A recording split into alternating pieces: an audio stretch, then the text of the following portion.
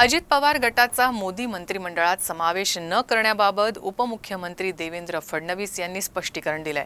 फडणवीस म्हणाले की केंद्र सरकारमध्ये राष्ट्रवादीला राष्ट्रमंत्रीपद दिलं जाणार होतं, ज्यासाठी प्रफुल्ल पटेल यांचं नाव निश्चित झालं होतं। पटेल यापूर्वी कॅबिनेट मंत्री होते, त्यामुळे त्यांना राज्यमंत्री करता येणार नाही। यासोबतच पुढील विस्तारात त्यांना कॅबिनेट मंत्रीपद देण्याचंही फडणवीस यांनी सांगितलं।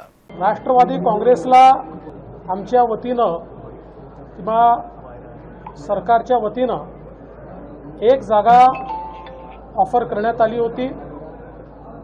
राज्यमंत्री स्वतंत्र प्रभार अशा प्रकारे ही जागा त्यांना देण्यात आली होती, परंतु त्यांचा आग्रह असा होता की आमच्याकडनं श्री प्रफुल्ल पटेल यांचं नाव फायनल आहे आणि ते आधी मंत्री राहिलेले आहेत, त्यामुळे त्यांना आम्हाला राज्यमंत्री स्वतंत्र प्रभार हे करता येणार नाही।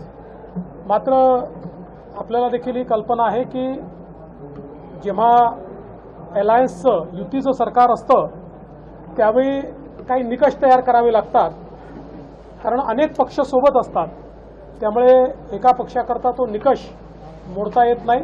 पण मला विश्वास आहे की भविष्यामध्ये जेव्हाही एक्सपान्शन होईल त्यावेळी निश्चितपणे त्यांचा विचार त्या ठिकाणी होईल।